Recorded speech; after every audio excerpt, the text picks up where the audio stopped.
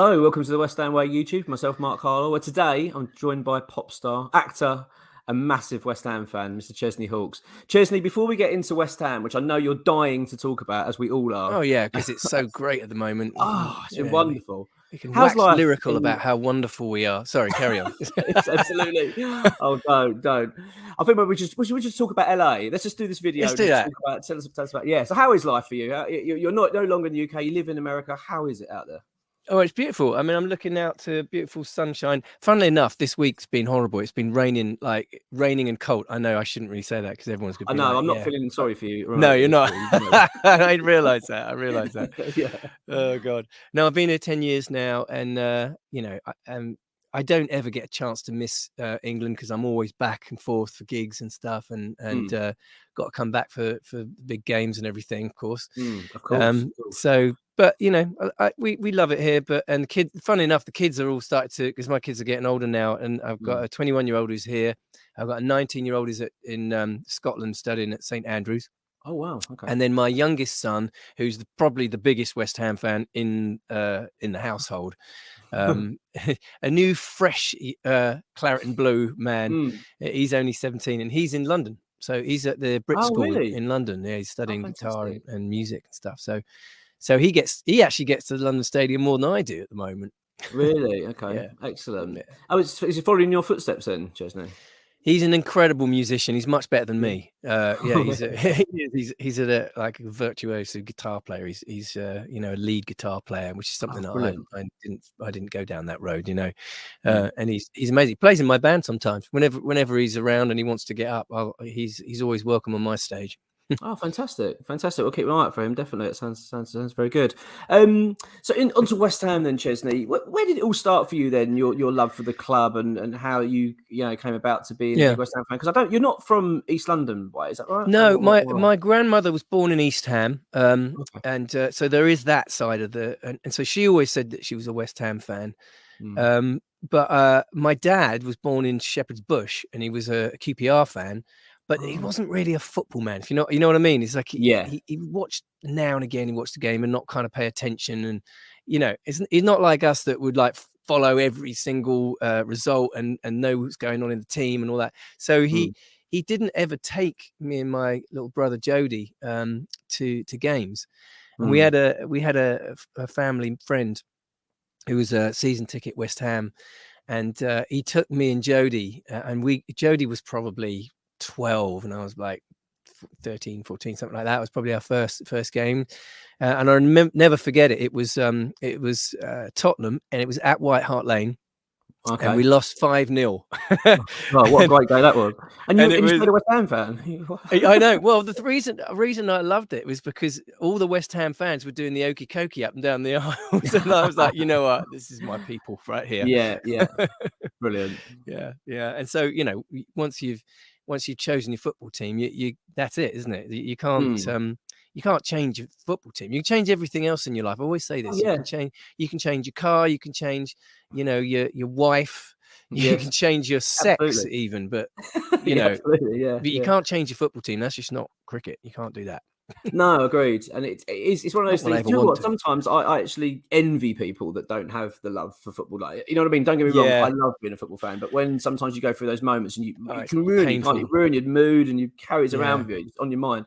And sometimes I do envy people that go, I don't really mind it. I just kind of, I just think, I wish I was like that. I know. It's a happier life.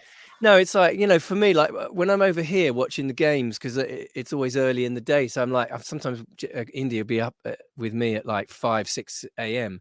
And if West Ham lose, that's it. I'm like, that's a really fucking great way to start the day, isn't it? So, absolutely, that started me off lovely. Thanks, West Ham. yeah. It is, isn't it? You carry it around with you all day. You just sort of like, always I don't want to read about it. And the thing is, I don't like about it, sort of going off on tangent here, but when West Ham lose, it's like I kind of don't want to watch football as well for a little while. So someone will go to me, Man United, Man City one later, and I think, I can't bother to watch it. Really, it's deal or no deal on. And I don't know if you're the same with me, but like when I've got all these apps on my phone that kind of like tell me results and stuff like that, and even like after like an hour after or something, there were little notification will come up and they say, "Oh, Brentford beat West Ham." I'm like, I fucking know. Just in case you didn't know, Chesney, yes, they beat West Ham. Just in case thanks, you didn't mate. I appreciate that. You hit the headlines recently. You were at the World Cup. You were performing at the World Cup, which was brilliant, by the way, and it was also in the Wales game. And tell me about that. How did that all come about? Well, I was on tour in the UK. I was actually in Scotland at the time. My manager, who was actually part of the organisation of some of the halftime and some of the musical stuff going on at the World Cup, and he said, "How about this? How about we get you over to Doha instead of like having a final party at the end of the tour?" He said, I'll get you on an overnight flight to Doha, and you can do the halftime England-Wales game." And for me, like I've never actually been to a World Cup games. I'd never, I remember I did go to when it was in LA at the Rose Bowl. It was the final Italy-Brazil game. Do you remember that one where Baggio missed the penalty and everything? Absolutely, yeah. I was there, but I didn't get in. I was outside the game watching it on a little tiny TV, looking through. It was at one of the chauffeurs in the car park, and he had a little TV in the front. Anyway, that's beyond. So I'd never been to any World Cup games, so I just jumped at the chance. As a big football fan, I'm like, of course I'm going to go. Yeah, so I found So I got there and I was tired, hadn't slept, and I found myself on the pitch singing the one and only to 65,000 football fans from the UK, because it was England-Wales, so they all knew the song. And of course, it was just one of those kind of like amazing goosebump moments. I hadn't played a stadium for 30 years, so there was that. Yeah. I was going to ask you, how nervous were you? Because I know you were a professional and you tour, and was it, even for someone like yourself, was it quite nerve-wracking then? Well, I mean, I wasn't actually that nervous, because I could sing that song in my sleep, as you could probably imagine. And I just it was more kind of excited by the whole thing, just to being there, and just being in that atmosphere in a World Cup finals. It was just an amazing experience. It really was. And but it was weird because it was a kind of a lackluster first half, and then I came on and did my thing at the half time. And then the boys, they came out and scored 3 goals. So basically, you're the reason they won. We are aware of it. Yeah, it's not, because I actually read something about prior to this, Declan Rice was because I know you were pitching on the pitch, I think, on the side of the pitch with Rice. Yeah, I think you met him as well, didn't you, in the dressing room? Yeah. That was one of the great moments in life for me. I was, he was so lovely, and he knew all about the song and everything else, and he didn't know who I was, I don't think, beforehand. Okay. But the kit guys, young, isn't he? 23, 24. Yeah, he's only a whippersnapper, isn't he? So exactly. And so the kit guys who I'd been talking to beforehand, they were like, "Oh, it's brilliant to meet you," and everything. And they went back in and they mentioned to Dex that I was a big West Ham fan, and he gave me his shirt, which was amazing. I actually had Dex's shirt, and then afterwards, got to meet him. I met all of them, to be honest. I've got pictures with Phil Foden, Jack Grealish, but of course it was all about Declan, and he was so lovely. He kind of literally grabbed me and hugged me. He's got his hands over my head and stuff, and it was just a lovely lad. He was great. Yeah, it was a real special moment there, and because I did see a quote of him, he spoke about you after the game. I think he said they wanted to get you out for every match to perform at half time, didn't they? After that, yeah, that's right. Well, I said, hey, listen, if Declan Rice is asking for me to come to every match, who am I to argue? Absolutely. Chesney, we have to go on to West Ham. Do we? Yeah, I know. We'll try and get through it. We'll do the best we can here, smile on our face. No, I have to ask you, season so far, what are your thoughts? Well, really? Obviously, it's just been shit, hasn't it? Let's be honest. I'm not going to beat around the bush about it. It's like at the end of last season, I know we didn't have the greatest end to the season, but it was a good season. We ended up 7th. I know we kind of messed it up at the end there. We could have actually had Europa, couldn't we? But like typical West Ham, just shit the bed at the end. Even when Tottenham gave us a lifeline and did us a favor by losing, it was one of those things. Anyway, so I think we all had a lot of kind of good feelings about this season, and obviously we needed to buy. We didn't. I think at the end of that season, we didn't have any defenders in the end, did we? It was like ridiculous. So no, we didn't. It was just there was no one left. Yeah. Poor Fabi had to defend everything himself. So so we obviously did buy well. On paper, it looked great. Scamacca, obviously a proven, goal scorer and a natural centre forward.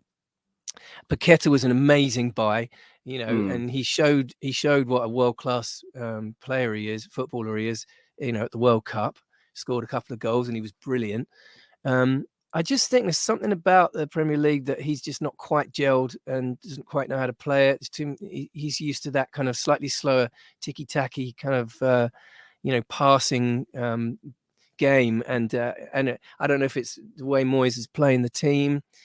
If it was up to me, and I'm obviously not a football manager, but I think I would build a team around him. Because he's that good, but we just haven't gelled, have we? And there's something. I don't know if what the morale's like in the team right now. I don't know. It's got to be low.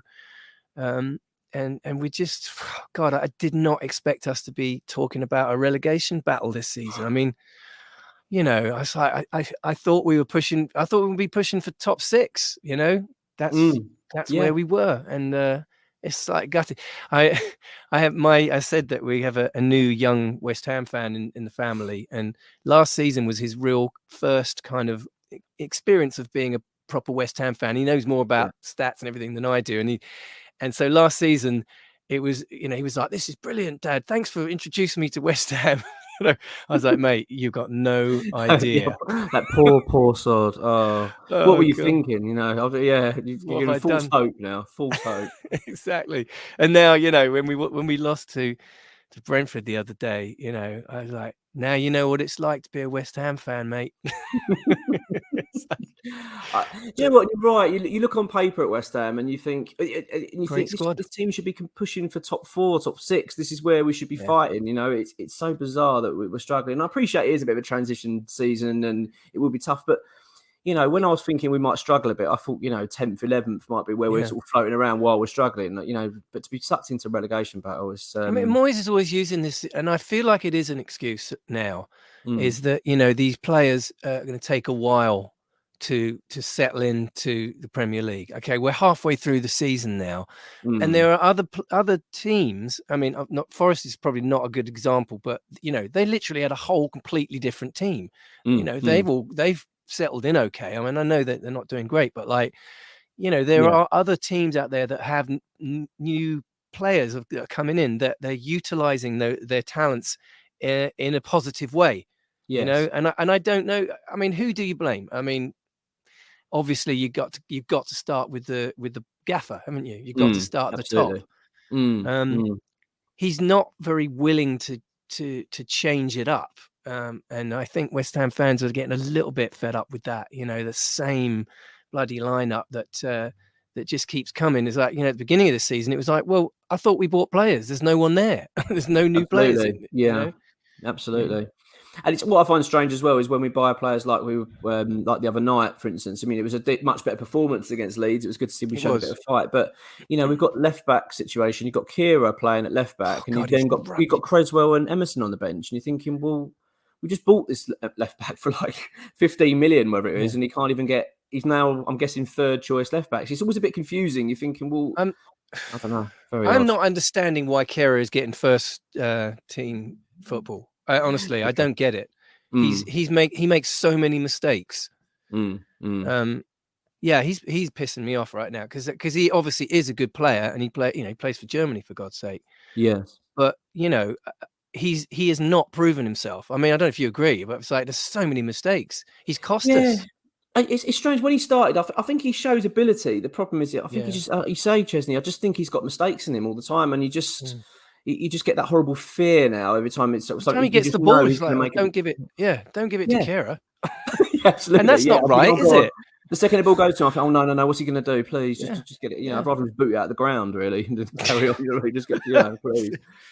I need to ask you then about David Moyes. You kind of touched on it there. What's your? I mean, obviously he's under immense pressure. The fan base seems pretty split on the situation. A lot of people calling for him to be sacked. Some people say, well, no, he deserves a bit more time. Where do you sit, Chesney, on all of it? I like Moyes, and I think over the last couple of seasons he's been great for us, and obviously he's done wonders for the club. He has. He's been an amazing manager for us. And if you'd asked me this at the end of last season, I would be like, definitely give him a chance, and let's keep Moyes going, because he's done so well for us. And it's felt like forward momentum. It felt like forward, but obviously something is not right, and you've got to start somewhere to fix this, because otherwise we're in a relegation battle here. He's still saying we're fighting for top 7, and it's like, no, we're not, mate. Look where we are. It's not happening. So I don't know. I'm split myself, actually, because I like him as a person, and I think I think he probably does have it in him to turn it around, but then the ability as an actual technical manager, I think he has that ability. I really do. But sometimes it's about change, isn't it? And maybe I'm not one that would always call for a manager to be sacked after a string of defeats, but it's been quite a while now, that this is like, we're halfway through the season now, and if we don't turn it around, we're looking at Championship football next year. I have to say, I agree. I've been sort of living in denial with it and thinking, well, no, we will turn this around and get going. But as you said, it still reminds me of the season that Glenn Roeder, when we went down under him. Obviously, he's no longer with us. God rest his soul. But he took us down, and I remember that season. It was very similar to this. We had a very good set of players, and it was all a bit. The club were just in denial and kind of going, "Yeah, no, it'd be fine. We're going to get out of it." And then as the games went on, you started realising we had 10 games to go, and we had to win 7 of them. And you're thinking, "Good God!" I know we went down, to be fair, with the most record points that season, but we did, and a great squad, as well. It was, wasn't it? And it reminds me of this season. You look on paper. I mean, I look at that squad back then, and you probably thought we should have been challenging top 6. And look what's coming. Look what's coming. We've got some really tough games coming up. Was it Wolves and Everton first? We've got Tottenham coming up, and Tottenham, Chelsea, Newcastle, but really tough. Newcastle, games. All of those are tough. I mean, listen, the Premier League right now is, I think, as competitive and tough as it has ever been. There's no easy games here. I remember back in my day, there were some games where you're like, yeah, we're going to do them. Yeah, absolutely. And that would have been what I would have said about Brentford a couple of years ago. Not anymore. Christ, we haven't. They have beaten us 6 in a row now. Something stupid, isn't it? Oh, don't. You said before we came on here, you said the team for the bees, isn't it? That's the team for the bees, Brighton. Yeah, we can't deal with them. Yeah, yeah. I know. So yeah, it's a tough. It really is a tough one, and you've got to look at the board. They've got to be thinking about it.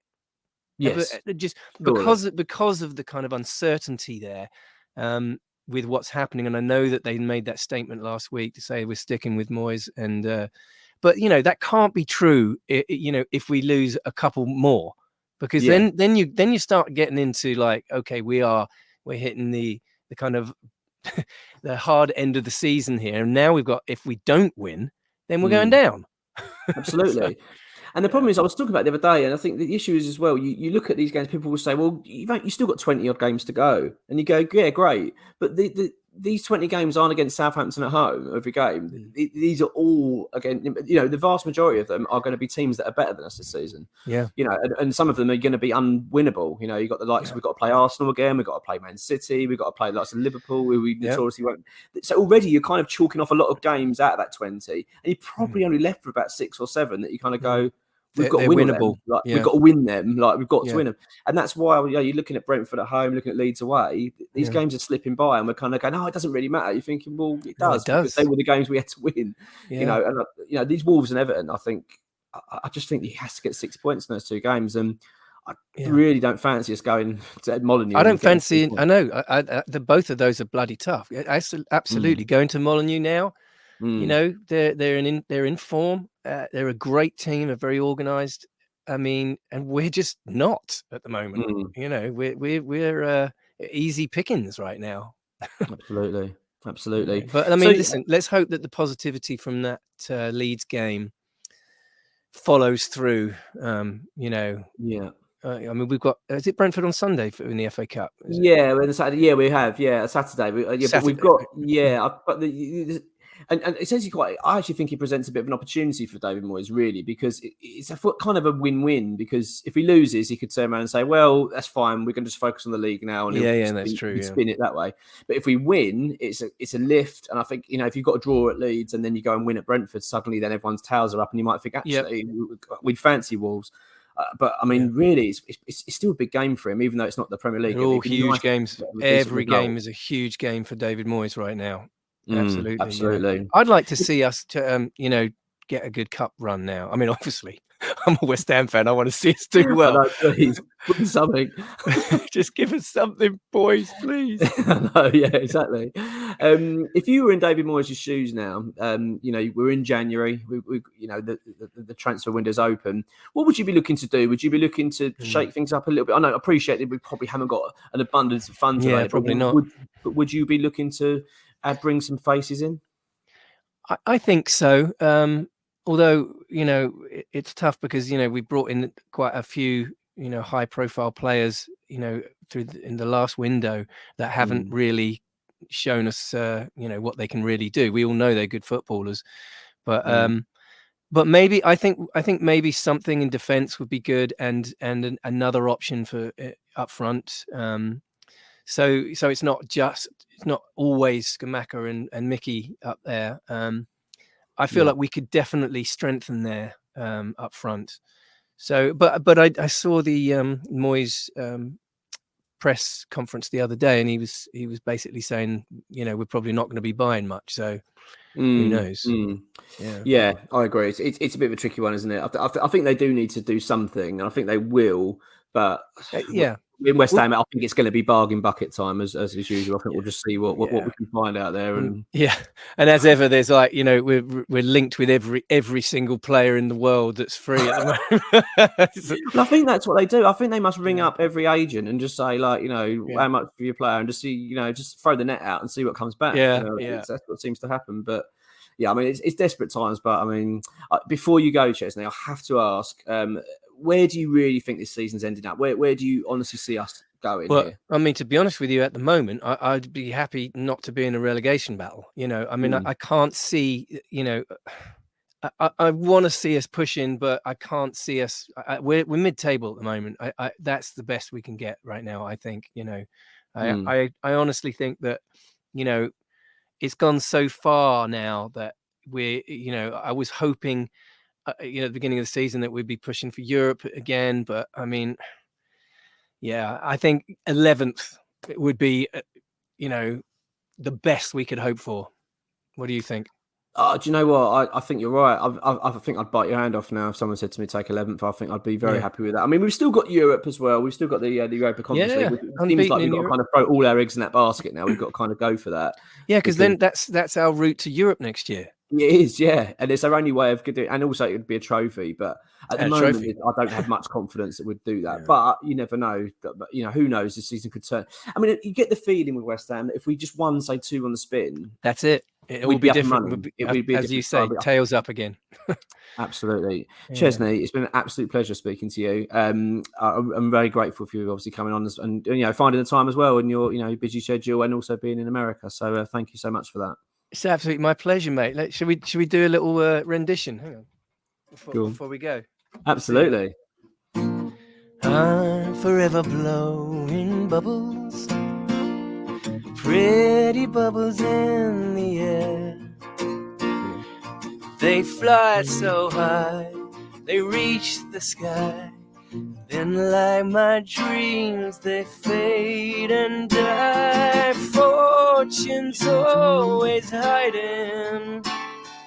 I've looked everywhere. I'm forever blowing bubbles, pretty bubbles in the air. United! Brilliant. United! Fantastic. Look at that. Now that wasn't planned. I didn't know anything about that. That's fantastic. That was brilliant. Thank you so much, mate. And look forward to getting you on again very soon. And we'll hopefully have more things to be cheerful about. Yes, absolutely. Come on, boys. Come on, you Irons. Let's have it. Take care, Chesney. Thank you very much. Cheers, mate.